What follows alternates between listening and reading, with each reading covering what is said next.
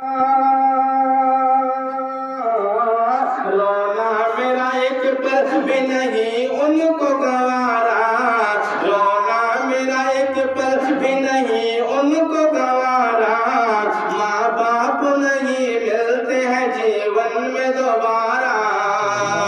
ماں باپ چلے گئے تو واپس ہونے والے نہیں ہیں، ملنے والے نہیں ہیں۔ میرے آقا ارشاد فرماتے ہیں، اے میرے امتیوں، تمہاری ماؤں کے قدم کے نیچے جنت ہے اور تمہارا باپ جنت کا دروازہ ہے۔ اگر ماں نے دنیا میں رہ کر کے تمہارے لیے بد دعا کر دیا ہے تو اللہ بھی کل بروز محشر تمہیں جنت نصیب نہیں کرے گا۔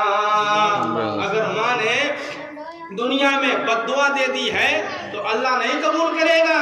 بس آخری بات سنیں، میرے نبی کا زمانہ ہے، میرے آقا دنیا میں حیات ہیں، اور میرے آقا کے صحابی حضرت علقمہ دنیا سے جانے کا وقت آ گیا، ٹائم آ گیا، مرنے والے ہیں، انتقال ہونے والا ہے، لیکن نبی کے صحابی اور صحابہ کے بارے میں میرے آقا ارشاد فرماتے ہیں، اصحابی کالنجوم، میرے صحابہ ستاروں کی طرح ہیں۔ آقا نے فرمایا میرے صحابہ ستاروں کی طرح ہے، لیکن علقمہ کا دنیا سے جانے کا وقت آیا تو ان کی زبان تالو سے چپک گئی، کلمہ ادا نہیں ہو رہا۔ سارے صحابہ پریشان ہیں، سرکار کی بارگاہ میں آئے، کہا میرے آقا علقمہ تو بہت بڑا پرہیزگار ہے، متقی ہے، نمازی ہے، آپ کا صحابی ہے، آپ پہ ایمان لایا ہے، لیکن دنیا سے جانے کا وقت آیا ہے تو یا رسول اللہ اس کی زبان سے کلمہ ادا نہیں ہو رہا ہے،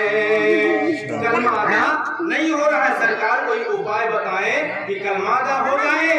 تو میرے آقا نے کہا او میرے صحابہ جاؤ علقمہ کے محلے چلے جاؤ، علقمہ کے محلے والوں سے پوچھو علقمہ سے خوش ہے کہ ناراض ہے۔ صحابہ گئے، علقمہ کے محلے والوں نے کہا ہم لوگ علقمہ سے خوش ہے، ناراض نہیں ہے۔ جب لوٹ کر کے صحابہ آئے تو میرے آقا نے کہا او علقمہ میرے صحابہ جاؤ علقمہ کی ماں کو میرے پاس بلا کر کے لاؤ۔ کہا علقمہ کی ماں ہے انہیں بلا کر کے لاؤ۔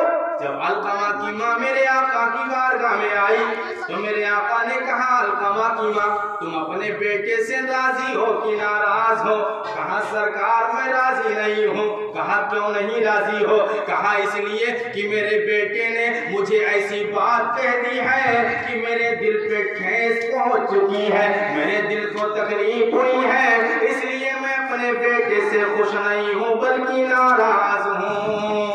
کہا ایسی بات کہہ دی ہے کہ میرے دل کو تکلیف پہنچی ہے، اور ذرا سوچے کہ صرف بات کہہ دی ہے تو زبان تالو سے چپکی ہے، اور جو لوگ ماں باپ کو گالی دیتے ہیں، مارتے ہیں، ان کے لیے حکم کیا ہے؟ میرے آقا نے کہا علقمہ کی ماں جب تک تم اپنے بیٹے کی خطا نہیں معاف کرو گی تب تک اللہ بھی نہیں معاف کرے گا، اور جب تک اللہ نہیں معاف کرے گا تب تک ان کی تالو سے جب زبان الگ نہیں ہوگی اور کلمہ توحید جاری بھی نہیں ہوگا۔ اے علقمہ کی ماں غلطی معاف کر دو۔ کہا نہیں سرکار میرے دل کو ٹھیس پہنچی، میں خطا نہیں معاف کروں گی۔ تو میرے آقا نے کہا علقمہ کی ماں معاف کر دو۔ کہا نہیں معاف کروں گی۔ میرے آقا نے کہا میرے صحابہ جاؤ جنگل سے لکڑیاں اکٹھا کرو۔ لکڑیاں لائی گئی، لکڑیوں میں آگ لگائی گئی۔ جب آگ کے شعلے آسمان سے باتیں کرنے لگے تو میرے آقا نے کہا میرے صحابہ علقمہ کو اٹھا کر کے اسی آگ میں ڈال دیا جائے۔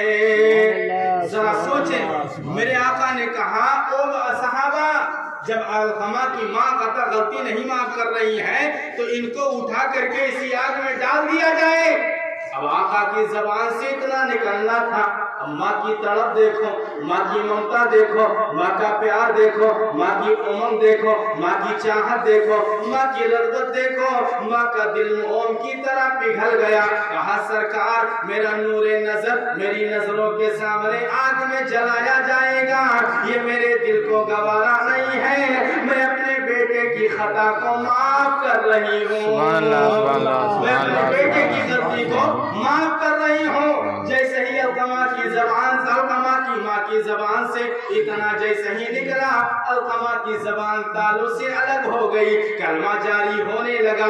آقا کے بتانے کا مقصد یہ تھا، او دنیا والوں دیکھ لو، یہ تو دنیا کی آگ ہے، کل بروز محشر اگر ماں نے تمہاری خطا نہیں معاف کیا ہے تو اللہ اسی طریقے سے جہنم کی آگ میں ڈال دے گا۔